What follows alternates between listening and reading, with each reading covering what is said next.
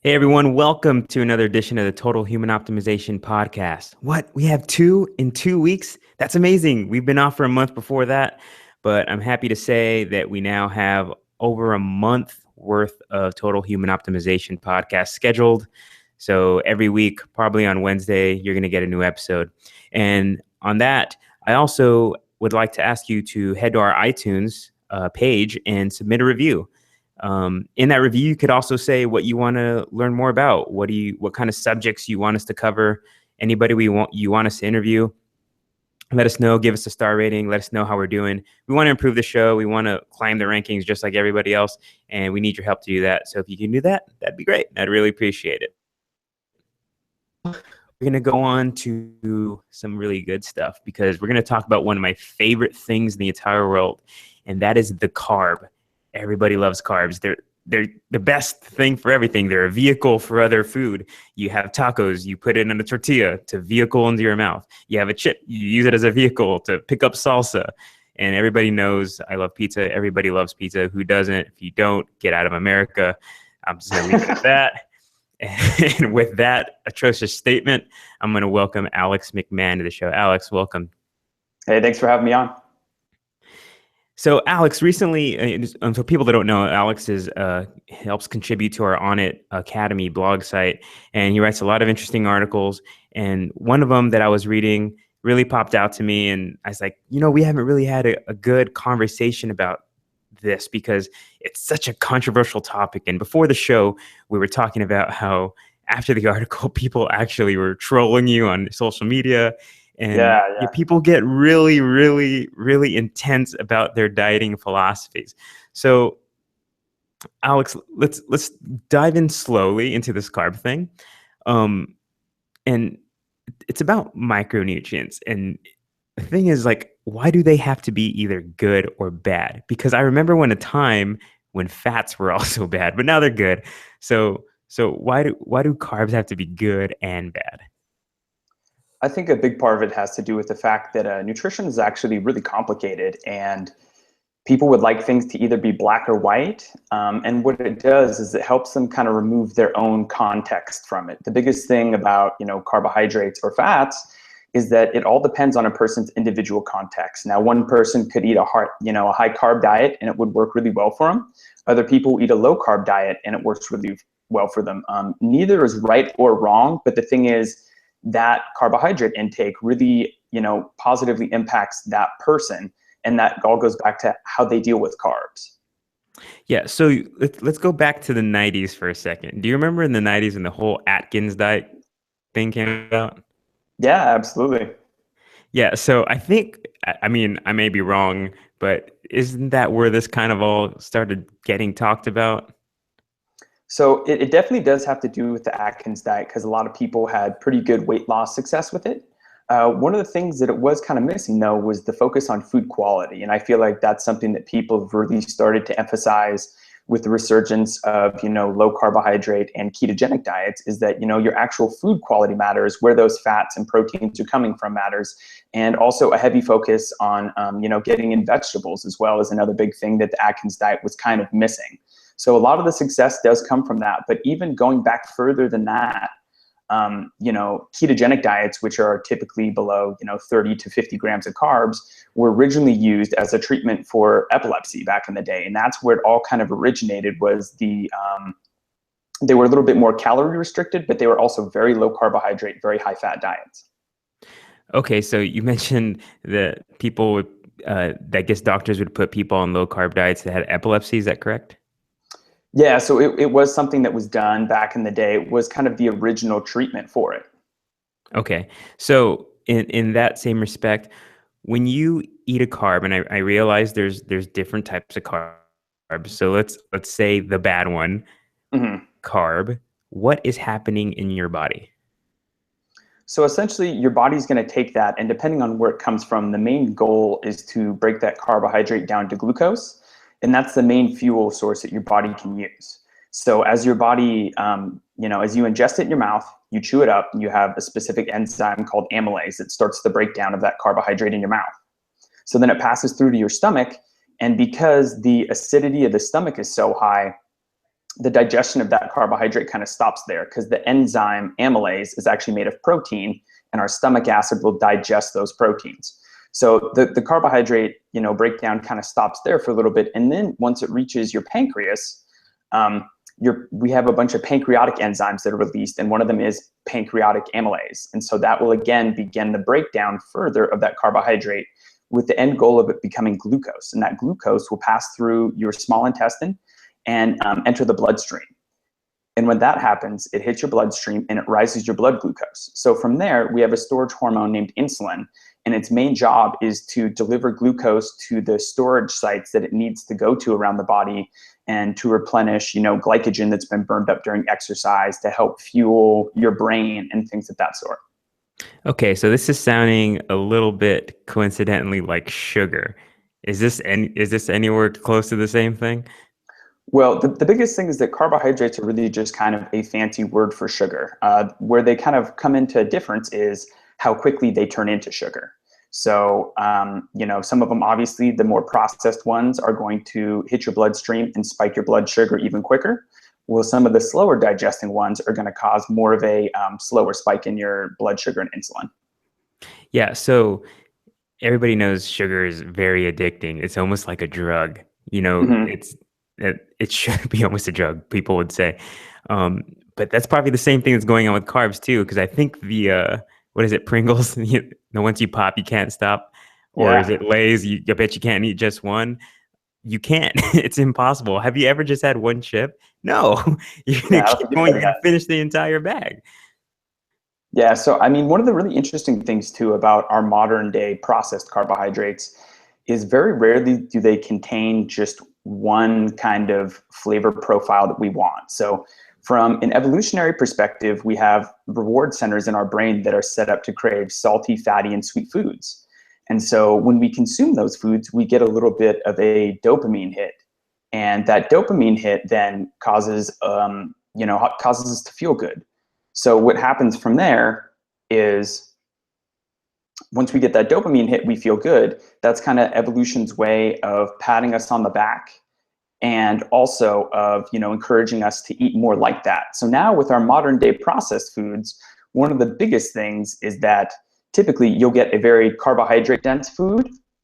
Then on top of that, you will also get a fat along with it, which we also crave. And then a lot of the times, as you're talking about with something like a potato chip, you'll get something that's salty. So not only do we get these flavors that we all crave and have a hard wiring to crave, but we can get all three of them together in one food, which in nature typically wouldn't exist. Cool. So are you still here with me, Alex? Yeah, yeah. Okay, I don't I know if you saw it went noticed, blank, like, and I figured I'd just keep talking through it and see. that's great. That's great. I'm now I am regretting bringing it up since you didn't even you kind of went with the right protocol there, but that are listening, we kind of had a drop off, but we're back. So I'll cut this all out later of what I Cool. can. The video is Yeah, probably gonna have to live on, but anyway, it's all right. cool. So moving on forward, um, the one of the funny things to me is that there's cultures in the world that carbs are like the main part of their diet. Meat isn't the Yeah. main part of their diet. Carbs, and like they eat Hmm. so much bread, all this stuff. But they live to really long life. They have really long lives and don't get a lot of the diseases that Americans get, like heart disease and stuff like that. Hmm. You want to touch on that a little bit? Yeah, there's actually one specific study or one specific group that's really interesting called the Catawbans. And they are an indigenous culture, and they eat roughly 70 to 80% of their diet from carbohydrates. So a lot of the carbs that they're consuming are things like roots and tubers, sweet potatoes, and yams. And they've shown that over time, they've actually adapted more of the salivary amylase that starts the breakdown of it there in their mouth. But then also a big part of it comes down to the fact that their calories, their carbohydrates to obtain aren't as easy as ours are. So they're moving around a lot more, they're sleeping a lot more, and they're less stressed, which are all things that impact insulin sensitivity. And insulin sensitivity is essentially how much insulin your body requires to be able to deliver a glucose molecule to where it needs to go. So if you're more insulin more insulin insensitive, that means your body has a harder time using those carbohydrates that you're consuming. Okay. So I guess different people obviously have different bodily makeups. You have an Absolutely. athlete, and then you have a regular average Joe office worker guy. So Hmm. how are carbs going to affect these people differently? Like, let's talk about a level of an NFL athlete who's doing workouts and training every single day versus, I'm not going to use me example, but another guy who happens to just, sit at a desk most of the day. Yeah, absolutely. So the biggest thing when it comes to someone who is an athlete is because they're constantly depleting their muscle glycogen and they're doing fast, explosive exercise. When someone does exercise, it actually makes their body more insulin sensitive. So that means that their body will be able to more efficiently use those carbohydrates to meet their immediate energy needs, but also to restore their muscle glycogen. Also, we know that for most people, spiking blood sugar frequently and spiking it really high isn't necessarily good for them. But for someone who is trying to refill glycogen stores in their muscles, and for someone who's trying to trigger protein synthesis to rebuild the muscles that they've broken down, carbohydrates are really effective for that because insulin's an anabolic hormone. Insulin helps to build things up bigger. Okay. And Now, go ahead, continue. oh, I was just going to say, for someone who's not exercising, who's very sedentary, those carbohydrates, they aren't going to affect him the same way because that person most likely isn't carrying through their muscle glycogen stores in the same way. And they're also probably not doing multiple workouts a day like a professional athlete, like you gave the example of a football player, maybe an NF or, an MMA fighter or something like that would be. Okay. And I have a lot of friends that run marathons. Do thing they always talk about carbo loading the night before. Is that a real technique that that's that's gonna work? So when someone, the original whole idea of carbo loading was for someone who was actually an endurance person. And what they did was they actually went on a very low carbohydrate diet. And I think it was even kind of close to ketogenic.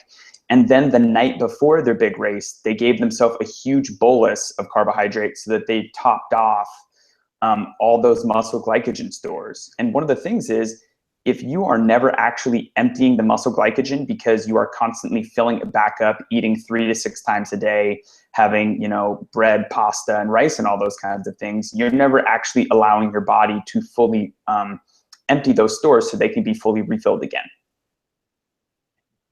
Okay. So what would happen to, because a lot of people that listen to this show, and basically majority of the American society, they're not athletes. Some might think so in the Yeah. gym, but Mhm. it's a different level.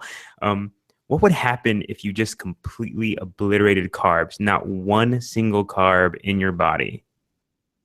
So first of all, it would be really difficult to do that because your body has a process, because there's a minimum requirement that you have to have of glucose in the body. So if you ate a so-called zero carb diet, which is almost kind of impossible, because even as we say something's a protein, something's a fat, something's a carbohydrate, there are going to be trace amounts of proteins, carbohydrates, and fats in different foods. But your body actually has a process called gluconeogenesis, where it combines, fatty acids and amino acids together to make its own glucose. So when somebody does go on something like a ketogenic diet, or somebody just only eats protein and fat, essentially your body has a way of making its own glucose because your brain does have a requirement for how much it needs.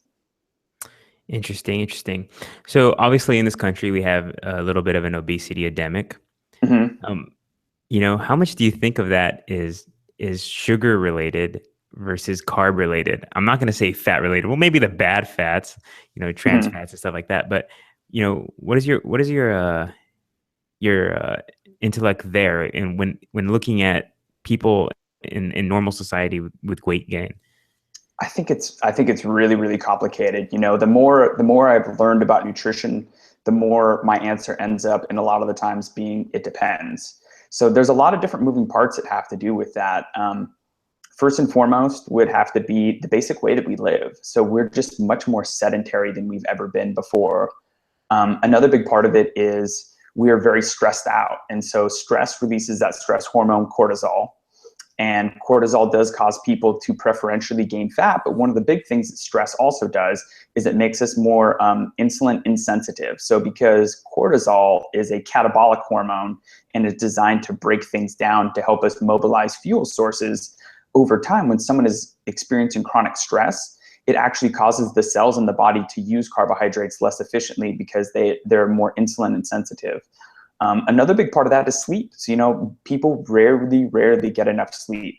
Now, if someone gets 8 hours of sleep, getting 9 or 10 isn't going to make them more insulin sensitive. But they've shown in different studies that people who have gotten just 1 to 2 bad nights of sleep, I think it was 4 hours or less, they had the blood glucose levels of somebody who was pre-diabetic.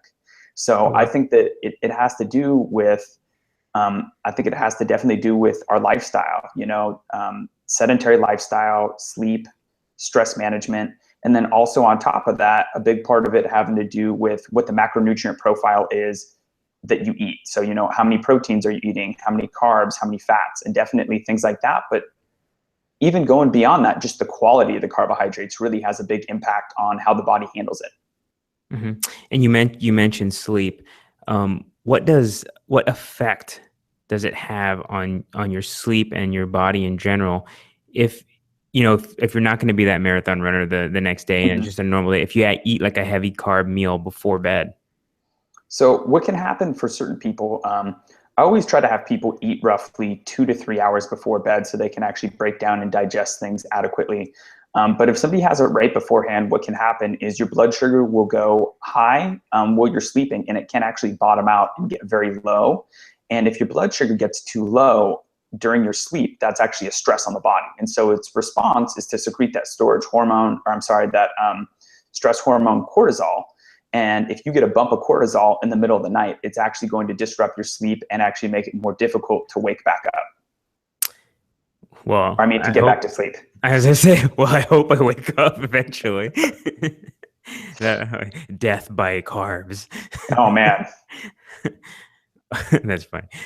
So let's all the bad stuff we're talking about, terrible stuff now, but there's some good things that have good carbohydrate, I guess you would say heavy or not, actually have benefits, nutritional benefits for you. So let's talk some of the good carbs and why they're considered good carbs.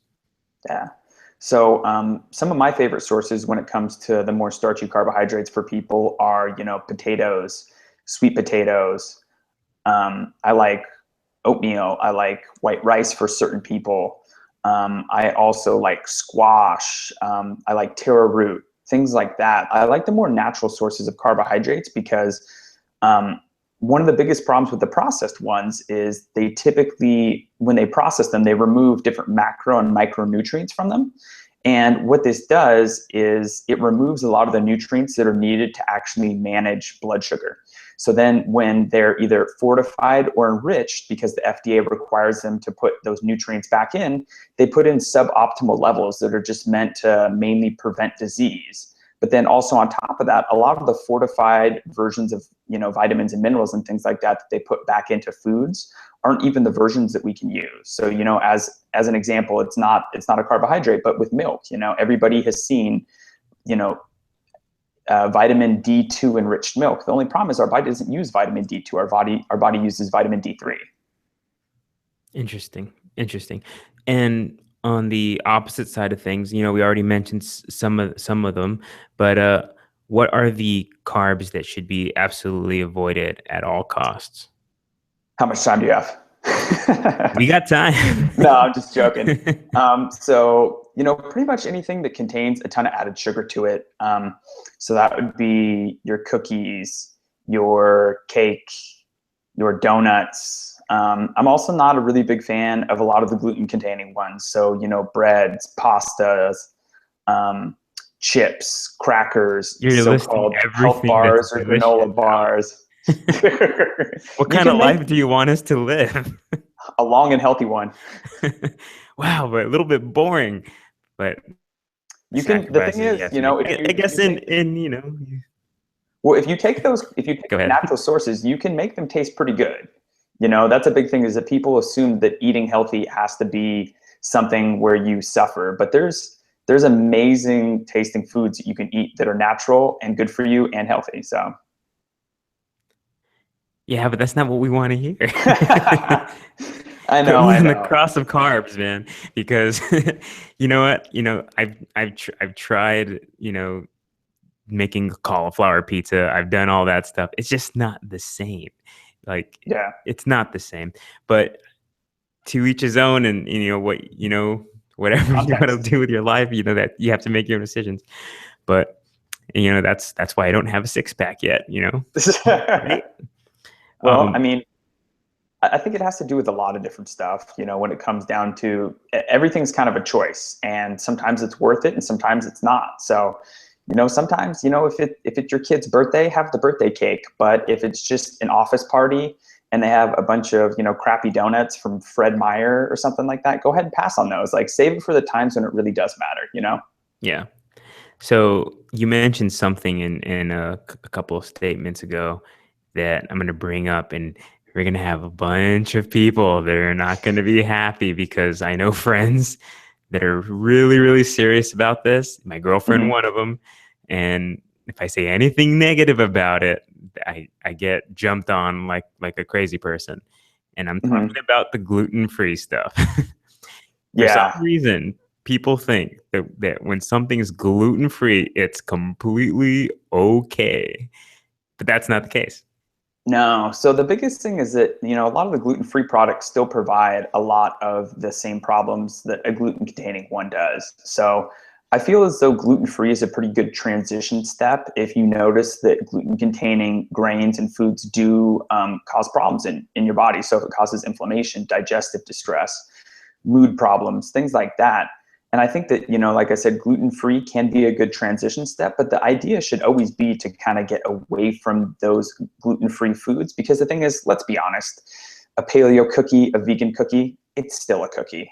Yeah. When it comes down to it, a cookie's a cookie. So I do believe that it can be a good transition step, but the goal should always be to move to more whole foods in the diet.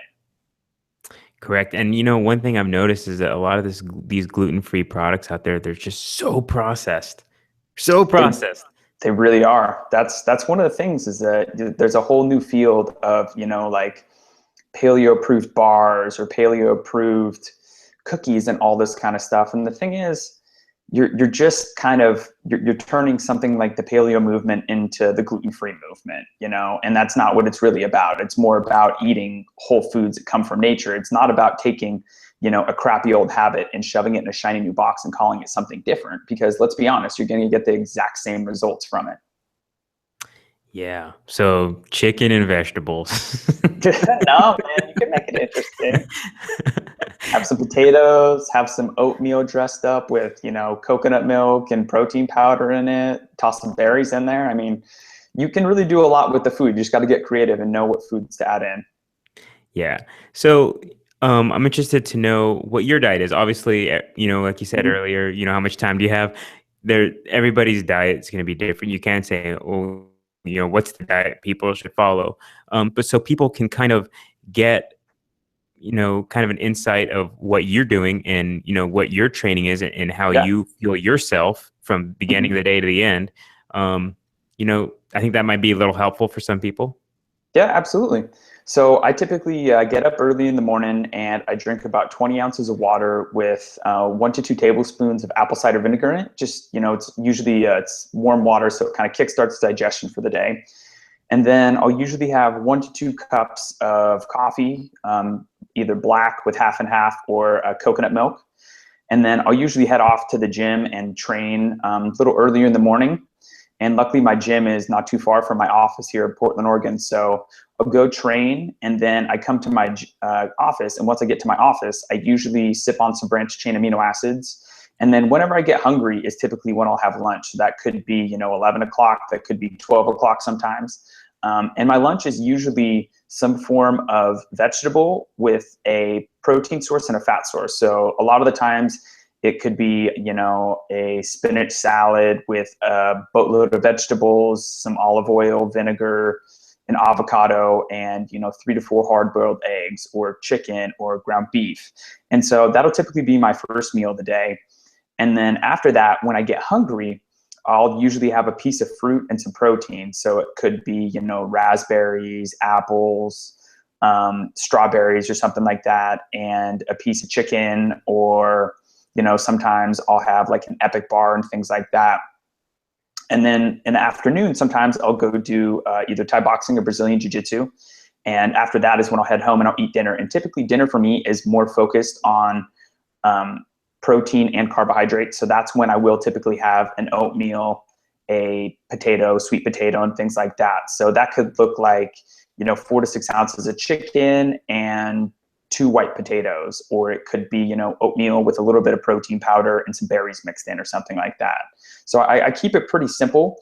And the way that I typically do it is, get up in the morning. I don't eat super heavy because a large part of my job involves me writing and stuff like that. So I feel like I just cognitively do better if I push out that first meal a little bit, and if I make sure that it doesn't have too many starchy carbohydrates in it. And then after that is usually when I'll start having more fruit, more protein, and kind of focus more on the carbs and the proteins. Right on, man. Seems like you got that all dialed in. I'm a little jealous. I am Well, so weak when I've it been comes to playing that. with my diet for so long that it's like I've done a lot of stuff that hasn't worked. So Yeah. then when you find something that does actually work, and recently I switched up my strength training too. So when I switched up my strength training, I felt like I had a lot more pop in the gym and did a lot better when I actually included more carbohydrates at nighttime and throughout the day. And I started Mhm. to actually lean out a little bit more once I added more carbs back into the diet. Yeah, that's just another element. I guess it depends on the kind of Yeah. training you're doing. If you're doing more cardio heavy type stuff, or you're trying to get all swole, it just depends on what you're doing. But Yeah. so if people want to read this article that Alex posted on our site, you can head to onit.com/academy. If you just search Alex McMahon or search carbs, you should be able to find it. And I think you mentioned earlier, we're talking a little bit about this. You had some people contacting you that weren't too excited about your article, huh? Yeah, well, I had someone who reached out. Honestly, he was really respectful, but he just had good questions. And I mean, when he reached out, we were chatting and going back and forth, and he asked me to, provide evidence for a statement that I made. And I explained that one of the biggest things when it comes to writing an article like this is people's individual context really matters a lot. So certain people are going to tolerate carbs really well. Certain people aren't going to tolerate them as well. But the biggest thing is that when you're writing to a broad audience, I have the job of trying to distill the information that I feel like would benefit the most people. And so that's really what I did. And when I spoke to him, I said, I'm not always 100% going to get it right. I'm totally open to learning new stuff. I'm not super set in my ways. But whenever you're trying to reach a broad audience and trying to do, the best good that you can for as many people as possible, I have to use what I think will help the majority of the people, because I don't know their specific context. Yeah. I think that's a lesson for life. There's not one good answer to Yeah, anything. absolutely. There's just guidelines that you have to try to figure out what works Yeah. for you best in. So, And you have to experiment and see what works out. That's yeah. one of the big things is a lot of people have to experiment with their diet, but specifically even with the types of carbs that they incorporate. So I know some people who do really well with white rice. I don't do as well with it. I know people who don't do very well with oatmeal. I do great with oatmeal because, my whole family comes from a long line of Irish ancestry. So that kind of makes sense to me. Yeah. And then there's the whole book that we won't touch, and which is genetics. So we won't touch that Yeah. today because forget it. It will be here all day. Absolutely. I'm Yeah. Mexican, There's so so much that goes into I'm animal free, Mexican, so all I that should kind be of eating jazz. enchiladas and rice, right? That's what I should be eating. I mean, that's my people's food. So, but if we're going Yeah. to be If it talking works about for you. carbs, the Mexican food is definitely off the table. I don't know how to fix that. Anyway, thanks, Alex, for joining us. Alex, Hey, Alex, Orlando, I have Alex, yeah, one last thing. yeah, go for it. Yeah, so I actually I have another special offering for all the On It listeners. Oh, great. So Let's know.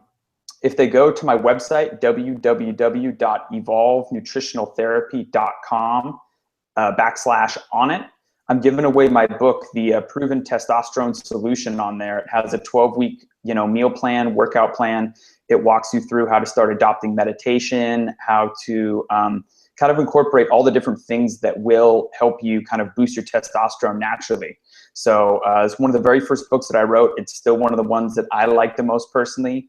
There's chapters on there for intermittent fasting, for supplements that can be helpful and things like that. So if they go to my website, evolvednutritionaltherapy.com/on it, they can sign up there and I will send it to them for free.